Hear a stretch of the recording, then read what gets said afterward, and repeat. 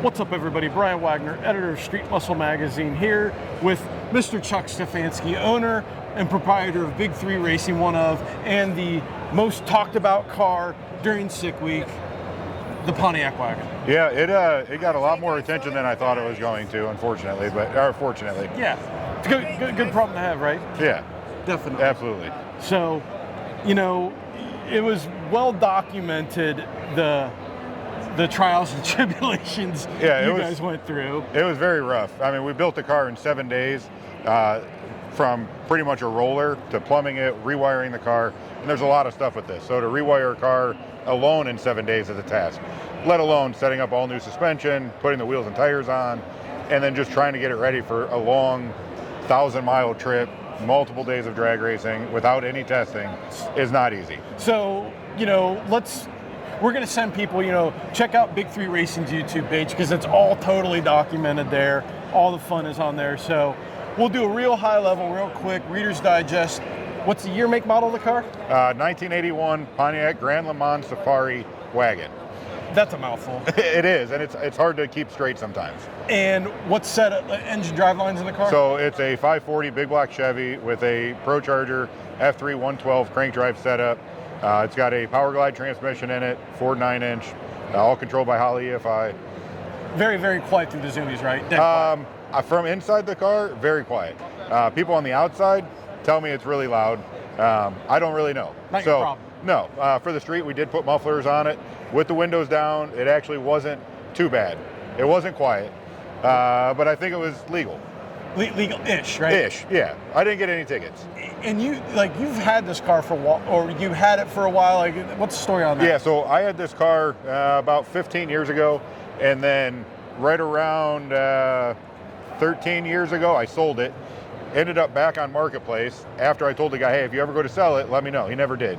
I see it on Marketplace, somebody sends it to me, I go the next day and I buy it because I wanted it back. I couldn't even find it. I didn't have the guy's phone number anymore, had no way to contact him. Then it showed up on Marketplace, I had to have it. So I went and bought it, and originally when I owned it, it had a big block in it, but with a 4-speed Muncie, 14-inch wheels, like very, very sleeper, naturally aspirated. Obviously, I can't do that anymore. Totally. I mean, it's so sleeper. Right. Yeah, something like that. Yeah. So it went through a serious transformation from the last time I owned it. When I bought it back, it had a 355 small block with a turbo 350, a really bad 9-inch in it with like a mini spool in it. So it is definitely different now.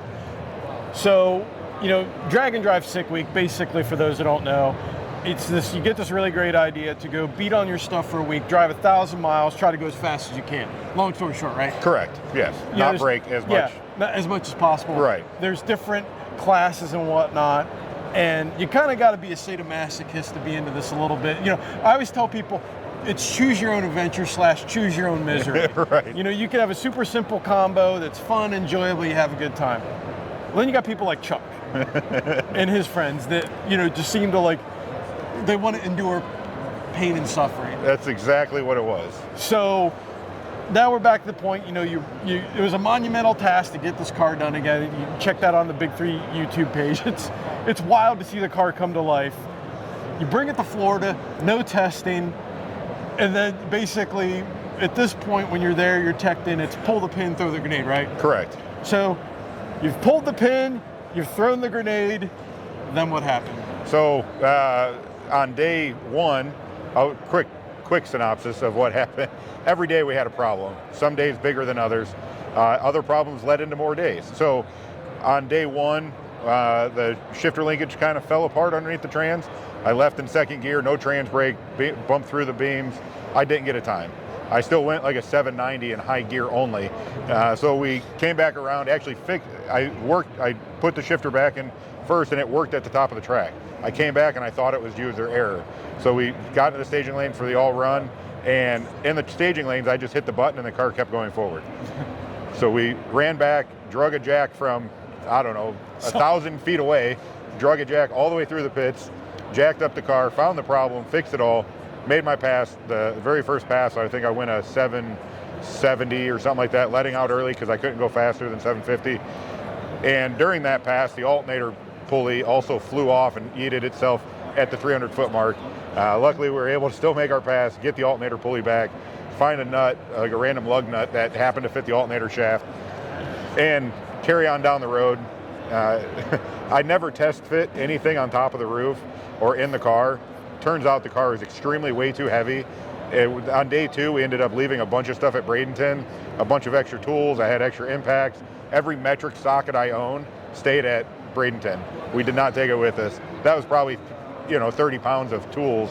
We left canopy, coolers, started shedding weight. So we did all that. And on the end of day 2, as we were driving, pulled into a gas station, I lost a very important computer, the PMU. It's a power management unit that controls the whole car. After that, I was ready to try to find a way to go get the truck and trailer because there was no way to make this work. I had just rewired it. Everything was wired through this. We ended up rallying. I found a toggle switch and a relay, and I was able to wire everything between one toggle switch, a spare trans brake button for the starter, and the master shutoff switch.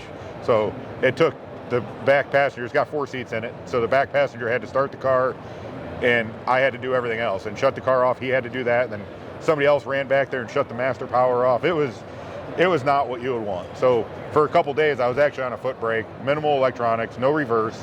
We got stuck in a 4-lane once with a bunch of oncoming traffic coming at us. Everybody had to jump out of the car and push it backwards because I couldn't make the U-turn. So yeah, we finished though. Yeah. Every day there was issues. I'm not going to get into all of them. You can check out our YouTube page for all those issues, but we finished. This is the high level. Yes. And you follow the YouTube page. I followed along online. Now that you've had a chance to come back, debrief, decompress, sleep. Sleep. Wasn't worth it. 100%. And I've already signed up for 3 other ones this year. So yes, 100% worth it. Plan on doing multiple drag and drives every year. You have to do it again. Because it's, like with Sick, it's for the adventure. You, Rick, and Bob do this together. You make memories, and it tests your skills. It really does. And just to think on your feet. It's one thing to build a car in your shop, in your garage. That is one thing. In a static environment. Correct. When you're doing it in a sandbox, essentially, in Florida at 2 o'clock in the morning with an hour of sleep or less, and with just a couple tools, I mean, the things that you can be creative with, the things you can actually use a pocket screwdriver for, or, anything, a spare relay or a spare button. You can make passenger. Or a spare passenger, yes. It was like an old switchboard operator in the back, just moving wires around. It was amazing. I was fully expecting you guys to acquisition a hotel light switch at some point to make stuff work. I can tell you, if there was a Home Depot nearby, we would have had a bunch of switches back there like that. It would have been amazing.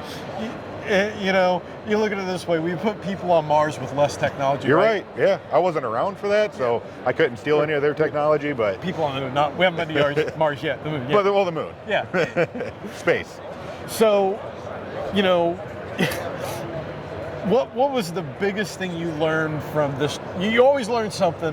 What was the biggest thing you learned from this one? Bring more spare parts. Even though I had a lot of spare parts, if I would have had one key component of a spare part that I actually had sitting at the shop that I never thought I would need, I would have brought that spare part. I think that's very important, and don't bring as many tools, especially power tools.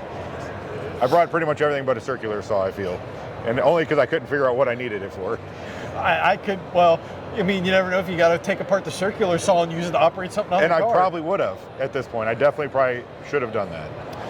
Well, where can people learn more about your drag and drive adventures? So you can check us out obviously on YouTube, Big 3 Racing. We have Big 3 Racing on Facebook, Big 3 Racing on Instagram. Our actual our website is big3racing.com. You can check us out there. We have merch and all that stuff as well. And you can see everything that we do. We actually, not just our adventures, but we actually have 2 chassis dynos, and we build these cars for people to compete on their own. Well, folks, make sure you check out those YouTube channels. It's definitely an interesting dynamic between Rick, Bob, and Chuck and what they do. You can also check out where they helped out with Project 899 on LSX Magazine. That's on our Power and Performance YouTube channel. You'll also be able to check out the LSX Magazine YouTube channel, where we're going to be building an LS Swap Volvo with these guys in about a week. Literally, no, not like in 1 week from now. We're going to build this car in a week. because, why not? It seemed Right. like a good idea at the time. Yeah, I mean, we're used to it at this point. Yeah, it'll be fine. So make sure you check all that out. We'll see you again on Street Muscle Magazine.